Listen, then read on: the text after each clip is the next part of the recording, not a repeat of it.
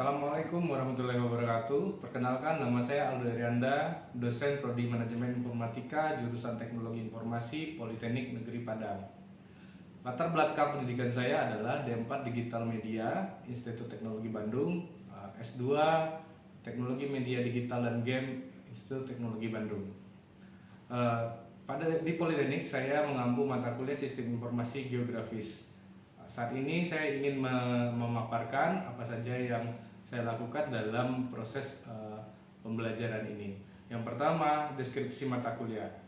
Mata kuliah ini membantu mahasiswa untuk memahami dan mempelajari mengenai konsep sistem informasi geografis, khususnya dalam kegiatan pengelolaan proyek pengembangan sistem informasi geografis. Pembahasan mata kuliah ini juga mencakup tentang bagaimana mengolah data, menganalisa data, dan memahami data pada sistem informasi geografis, sehingga mahasiswa mampu mengimplementasikan data tersebut ke dalam bahasa pemrograman, database, dan aplikasi sistem informasi geografis untuk menciptakan sebuah produk dari studi kasus yang telah diberikan. Capaian pembelajaran mata kuliah sistem informasi geografis meliputi yang pertama, mahasiswa memahami konsep dan definisi sistem informasi geografis. Yang kedua, mahasiswa mampu memahami proses pengolahan data dan model analisis spasial pada sistem informasi geografis. Yang ketiga, mahasiswa mampu memahami tipe sumber data, jenis data, dan masukan data. Yang keempat, mahasiswa mampu menggunakan perangkat lunak basis data dan query sistem informasi geografis. Kemudian yang kelima, mahasiswa mampu mengimplementasikan berbagai jenis format geospasial dalam kode program. Dan yang terakhir adalah mahasiswa mampu membuat proyek sistem informasi geografis sederhana dari studi kasus yang telah diberikan. Bahan kajian atau materi pada perkuliahan ini antara lain adalah yang pertama, konsep sistem informasi geografis dan definisinya. Yang kedua adalah konsep data dan model analisis sistem informasi geografis. Yang ketiga, jenis data sistem informasi geografis. Yang keempat, perangkat lunak pengolahan data dan bahasa pemrogramannya. Yang kelima, database sistem informasi geografis.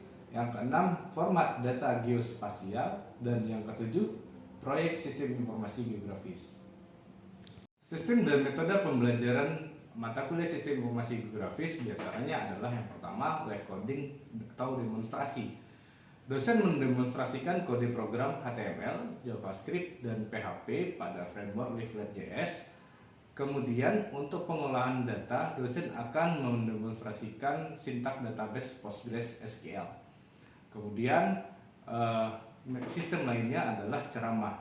Dosen akan menjelaskan definisi, teori, model, dan best practice yang berkaitan dalam proyek sistem informasi geografis. Sistem selanjutnya adalah diskusi.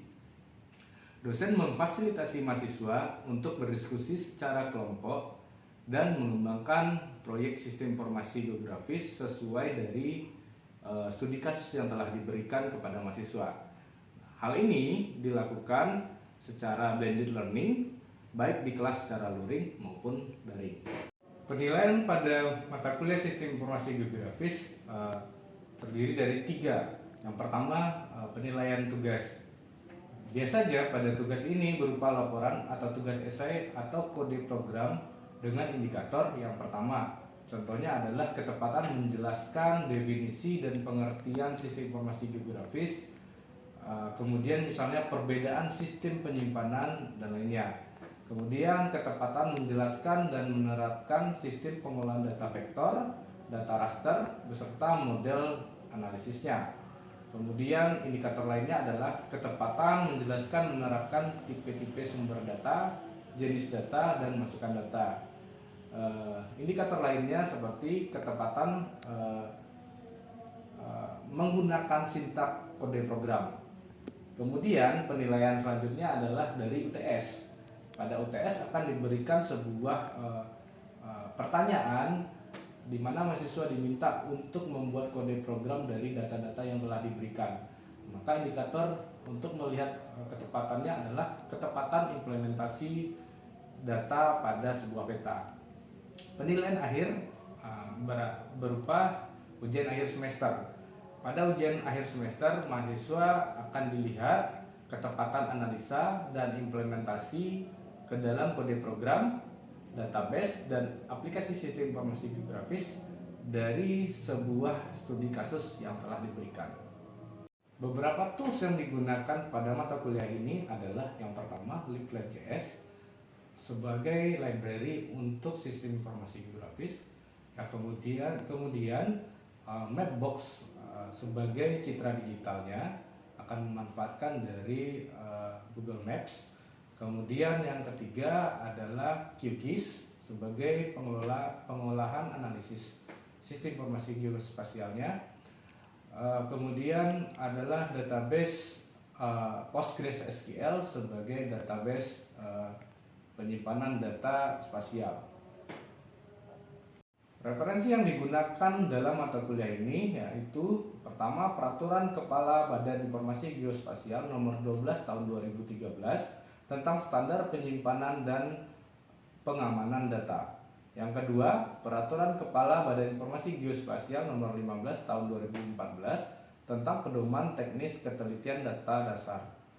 Yang ketiga adalah Peraturan Pemerintah Nomor 9 Tahun 2014 tentang pelaksanaan Undang-Undang Informasi Geografis. Yang keempat, Online Geospatial Metadata terbitan Taylor and Frances 2002.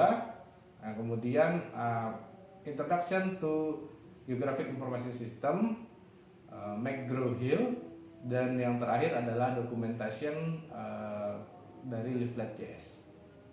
Berikut video pembelajaran tatap muka di kelas pada mata kuliah Sistem Informasi Geografis. Warahmatullahi wabarakatuh. Waalaikumsalam warahmatullahi wabarakatuh. Selamat sore semuanya. Sore Pak. Udah mulai ngantuk ya ini. Tadi udah makan? Sudah. Oke. Pada pertemuan ini kita akan melanjutkan kuliah Sistem Informasi Geografis atau GIS. Sebelumnya kita review apa yang sudah kita pelajari minggu sebelumnya. Oke, pertama peta ya. Peta kalau kita hafal definisinya nanti akan membuat kita susah. Banyak definisi-definisi pada sistem informasi geografis ini yang harus Anda hafal. Nah, seperti yang minggu lalu saya sampaikan, kita akan definisinya kita lihat dari apa yang biasanya kita lihat dan kita ketahui saja. Nah, dari peta kira-kira apa definisinya?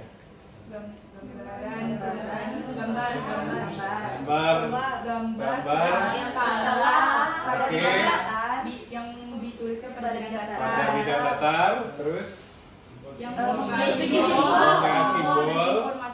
dan informasi, dan punya apa namanya? Apa? Legenda informasi ya. Dia punya skala. Jadi adalah gambaran bumi yang digambar pada bidang datar, terdapat simbol informasi di dalamnya memiliki skala tertentu. Oke, nah skala itu yang ini ya, 1 banding 1 banding 3.500.000. Nah ini tricky ya. Jadi artinya apa? 1 cm pada peta sama dengan 100.000 cm pada sebenarnya. 1.000 cm itu berapa itu kalau jadi kilo? 1 kilo 10. Berapa? 1. Oke. 1 atau 10? 1 Kilo ya. 10. Gimana, 1 atau 10? 10. Coret. Oh iya, 100. 1. Ya, 1 kilo ya. Oke, pengkategorian peta ini tugas kelompok Anda. Nanti kita coba diskusikan. Ada yang bagian kategori, ya, ada yang bahas peta berdasarkan skala, kemudian ada yang bahas peta berdasarkan informasi dan peta berdasarkan bentuknya. Nah, ini nanti kita bahas pada jam ketiga. Nah, kemudian jenis peta ada foto, dan ada yang data garis ya. Nah, kalau yang foto ini apa ya, yang citra digital difoto sama drone atau satelit.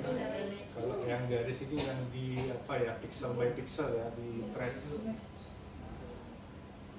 Kemudian, nah ini yang kita akan praktekkan, data GIS.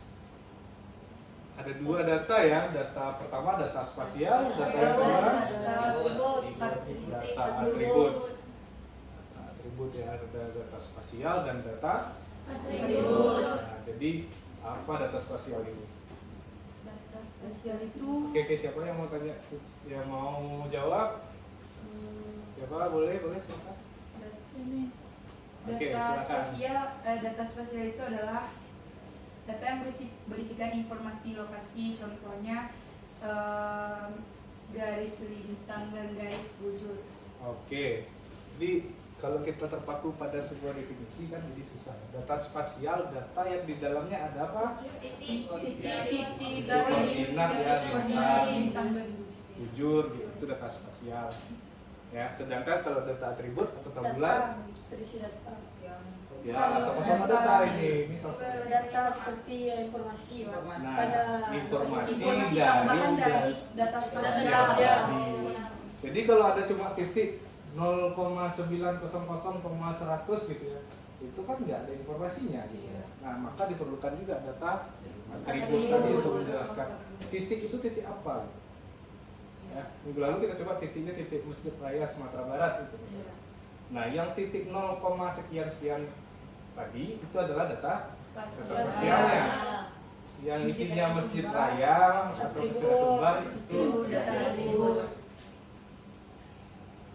Di sini ya, data yang menunjukkan lokasi letak data tersebut di permukaan bumi. Nanti dia punya geospasialnya, ada bintang, ada bujur gitu ya.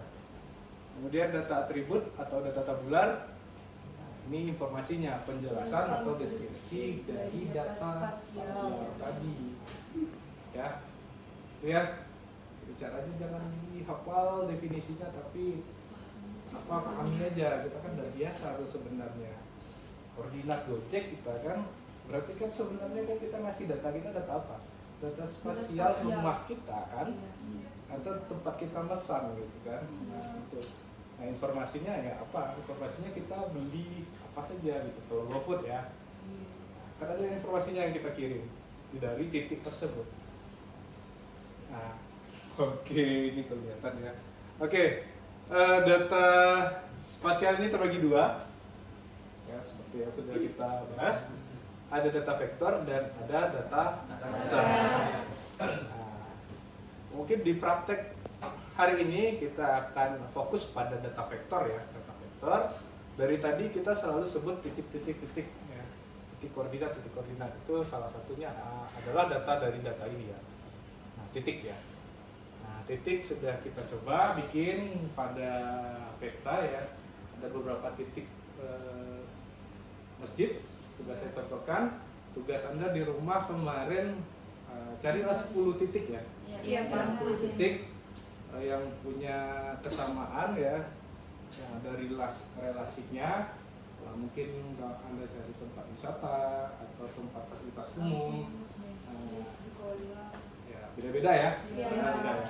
Mungkin nanti kita periksa juga. Nah, hari ini kita akan coba yang garis. Nah, garis ini apa? Ya, sebenarnya kan data yang titik-titik-titik yang disatukan. Iya. Ya. Jadi data vektor garis gitu ya. Nah, begitu juga dengan poligon ya. Kalau poligon kan berarti kan kawasan ya, lingkaran, kotak, segitiga atau apa. Yang sebenarnya juga titik-titik atau garis-garis yang saling berhubungan membentuk sebuah kawasan. Nah, hari ini kita coba yang garis. Kita coba buka leafletnya. Silakan dinyalakan komputer.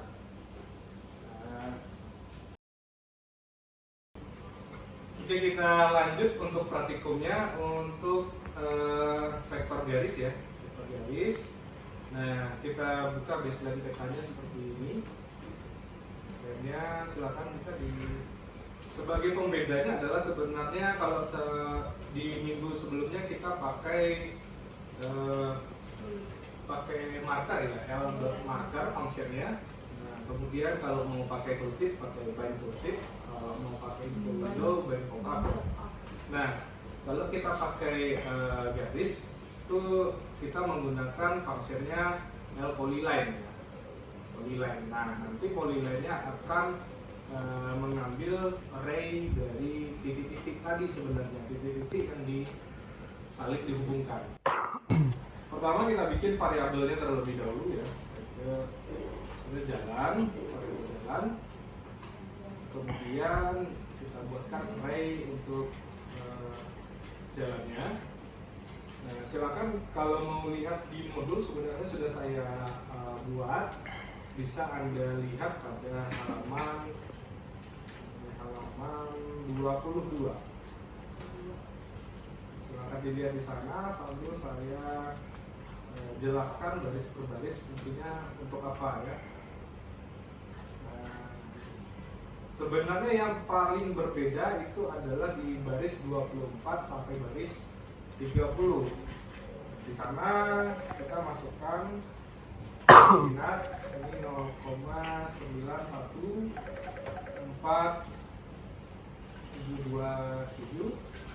Biasanya kalau supaya rapi ya, ini saya enter. Jadi baris per baris arraynya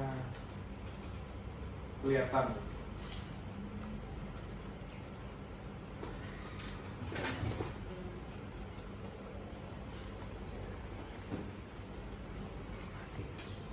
Sintaknya coba diperhatikan ya. Kalau pemisah 0, yang angkanya pakai titik ya. Kalau pemisah arraynya baru pakai koma.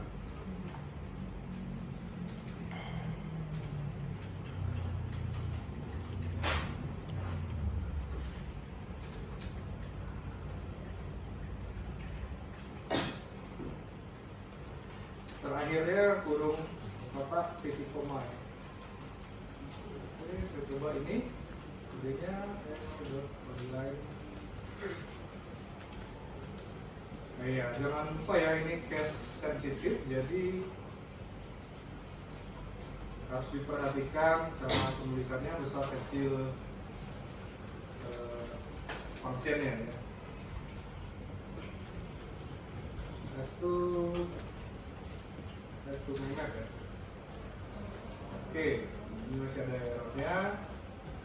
Coba inspect kalau error ya, coba buka inspect, kemudian lihat bagian konsol. Nah, L is not defined ya. Baris 42. Nah ini salahnya kira-kira kenapa? Harus ya? Oke, bagus sekali. Harusnya ini.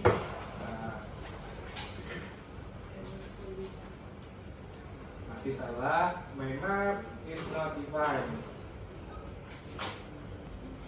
My map is not defined. M-nya. Oke, ini ada garis di sebelah ini kayaknya titiknya gabung ya. Kemungkinan ada yang titik-tikan. Oh ya, ini masih kurang ya, masih kurang. Oh iya, apanya yang sama? Koordinatnya masih sama ya. Oke, ini kita perbaiki.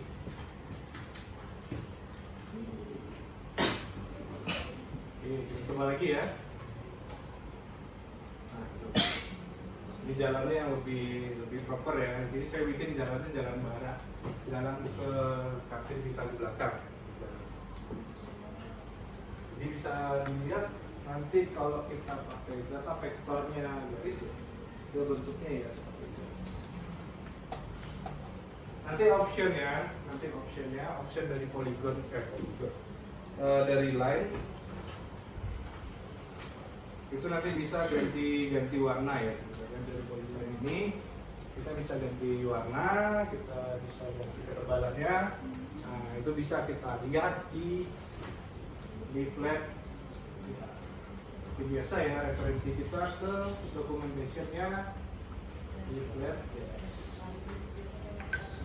Oke, Anda bisa lihat bagian documentation, kemudian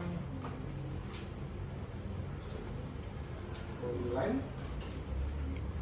Nah, ini beberapa contoh untuk optionnya. Nanti bisa coba lagi untuk memberikan atribut pada garis kita. Nah, untuk sekarang, untuk sementara silahkan dikerjakan ini dulu. Ada yang error, ada yang perlu bantuan? Silakan coba.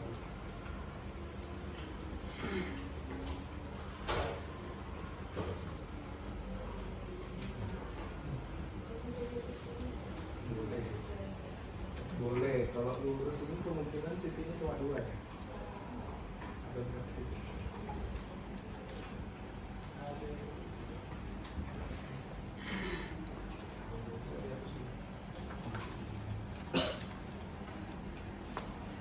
Soalnya kurang ada patahannya.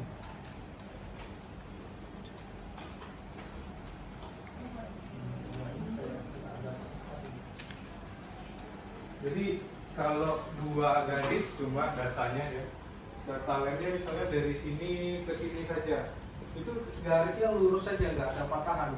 Kalau kita lihat ini hasilnya, ini kan ada mengikuti garis jalan gitu.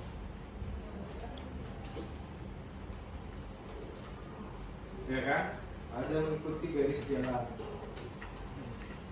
Semakin banyak data yang kita punya ya, semakin halus sebenarnya belokannya. Misalnya nanti Anda disuruh bikin, Anda survei jalan baru PU Kota Padang misalnya ya. Nah, nanti ada tracking jalan, itu datanya mungkin ya ininya bisa ratusan titik yang tracking ya, tersimpan nanti di Garmin misalnya, kalau Anda di Garmin. Nah, itu akan terlihat jalannya memang mengikuti jalan asli. Nah, kalau ini karena jalannya juga jaraknya masih pendek ya, ini cuma beberapa ratus meter. Ini udah cukup kelihatan. Nah, tapi kalau seandainya bikin jalannya dari sini, ini mungkin ratusan nanti data longitudenya, data vektornya akan banyak. Tapi kalau Pak, bisa nggak saya bikin di startnya di sini, endnya di sini gitu? Cuma datanya ngambil 2 saja, 2 titik saja, di sini 1, di sini 1. Saya mau bikin garisnya, ya bisa. Tapi nanti garisnya seperti ini, lurus. Yang ngikuti jalan, padahal kan yang kita lakukan apa? Survei jalan kan misalnya. Jadi jalannya lurus saja. Nah, makanya kalau kita pergi trackingnya benar, datanya akan banyak dan akan mengikuti jalan seperti ini. Tuh. Oke ya, ada pertanyaan lagi? Atau ada yang codingnya error? Ada programnya error? Ya.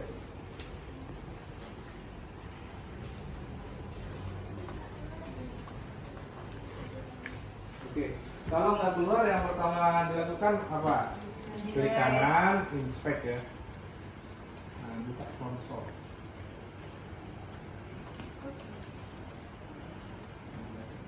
My map is not defined. Coba lihat my map. Default kita gitu.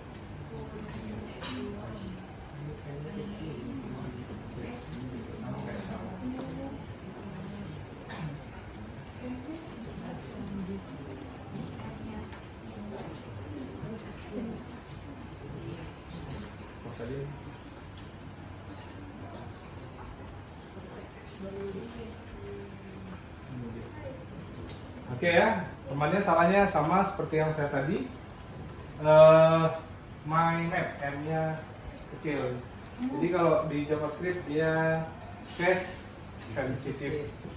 Jadi besar kecil berpengaruh.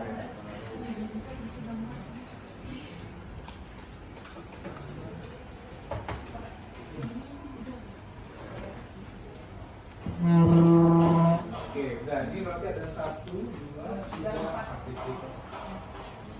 Jadinya kayak zigzag gitu ya? Iya.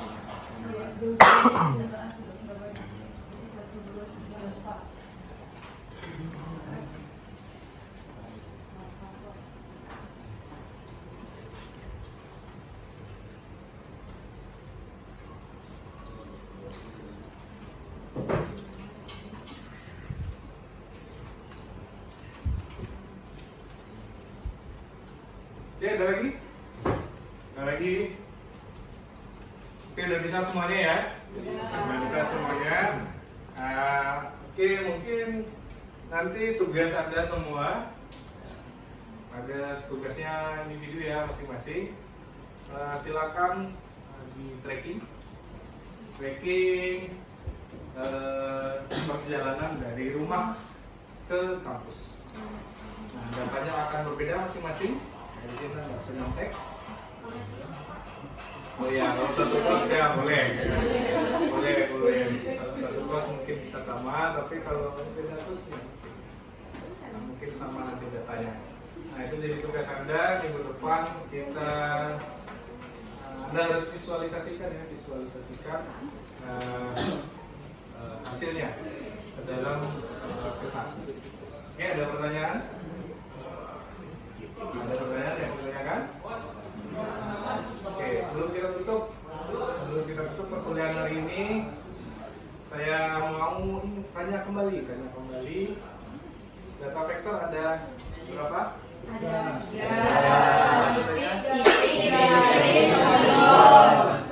Apa bedanya titik, garis sama poligon? Kalau garis Ada titik, kalau garis ada garis. Kalau garis ada beberapa titik. Oke. Kalau poligon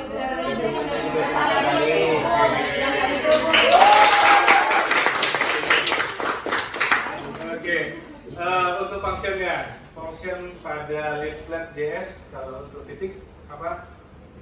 L titik marker. Kalau untuk garis polyline. Kalau untuk kotak segitiga L titik poligon. Nah, silakan dicoba-coba juga yang poligon. Minggu depan kita akan bahas itu juga. Selain kita cek apa yang sudah Anda kerjakan, minggu depan kita langsung masuk ke poligon. Oke, terima kasih banyak sudah mengikuti perkuliahan hari ini. Ya, selamat mengerjakan tugas ya.